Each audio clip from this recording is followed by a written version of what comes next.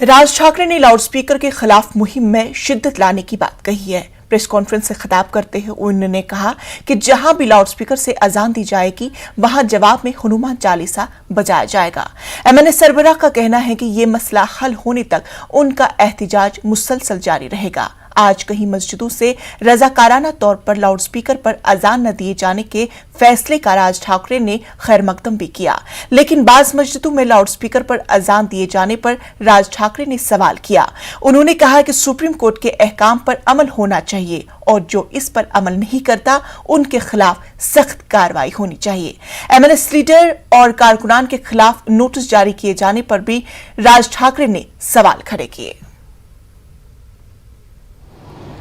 और 4 तारीख के बाद हम लोग अगर लाउडस्पीकर चलाए गए तो उसके सामने हम लोग हनुमान चालीसा इस महाराष्ट्र में देश में लोग चलाएंगे, लाउडस्पीकर के ऊपर चलाएंगे, ये हम लोगों ने कहा था।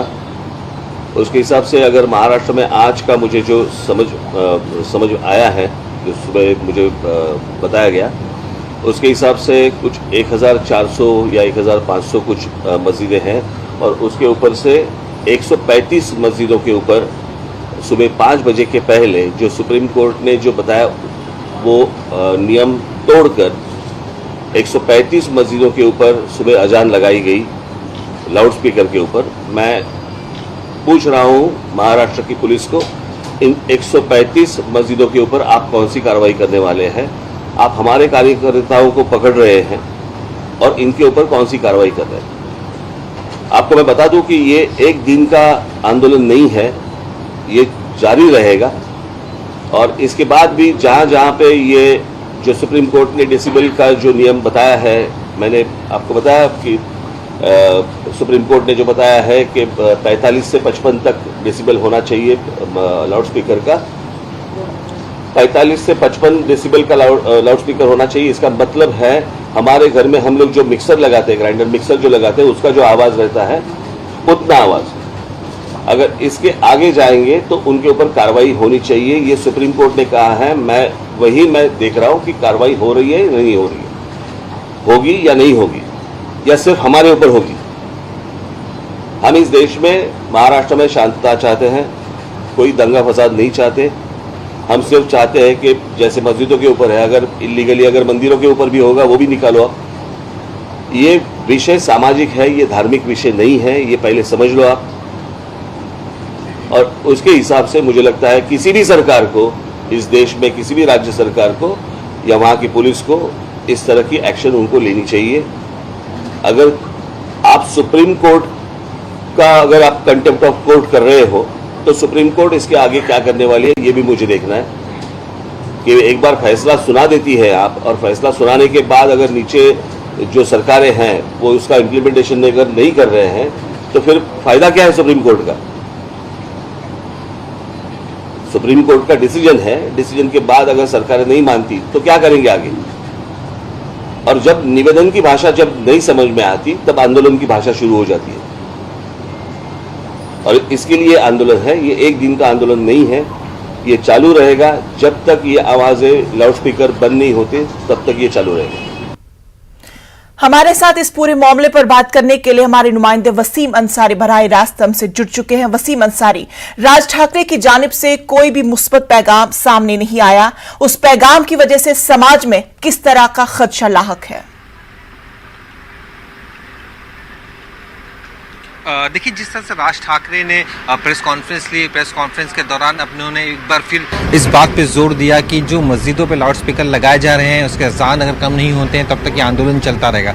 लेकिन कहीं ना कहीं राज ठाकरे का ये बयान कि जिस तरह से उन्होंने आंदोलन किया, उस आंदोलन के बाद ही अब नज़र आने लगा है कि कई जो मस्जिदें हैं वहाँ पर अजान लाउडस्पीकर पर नहीं हुई है। और जिस तरह से देखा गया, जो आंकड़े उन्होंने मुंबई के बताया कि 1140 जो मस्जिदें हैं जिसमें से 135 मस्जिदों ने उल्लंघन किया है, नियमों का पालन नहीं किया है, उस पर कार्रवाई कैसे की जाएगी? अब पुलिस विभाग इस पे ध्यान देगा। लेकिन सबसे अहम बात जो सवाल उनका ये उठाना था कि जिस तरह से देखा गया है कि कई ऐसी मस्जिदें हैं जो परमिशंस नहीं लेती और अवैध तरीके से बनाई गई है, ऐसे में उन पर लाउडस्पीकर को परमिशन कैसे दी जाती है, इस पर भी उन्होंने एक सवालिया निशान खड़ा किया। और साफ तौर पे जिस तरह से पूरे महाराष्ट्र में लगातार जो मनसे कार्यकर्ताओं को नोटिस दी जा रही है, उन्हें पकड़ा जा रहा है, इसे भी लेकर उन्होंने अपनी भूमिका रखी है। लेकिन साफ तौर पे जिस तरह से उनका एक तरफ ये कहना है कि किसी भी जाति धर्म को लेकर नहीं है, आपकी प्रार्थना आपको करना है तो आप अपने घरों में करिए या फिर मस्जिदों में करिए, किसी को तकलीफ नहीं होना चाहिए। और संकेत साफ तौर पे दिए हैं कि वो अभी तक इस पूरे आंदोलन को पीछे नहीं ले रहे हैं। लेकिन साफ तौर पे ये भी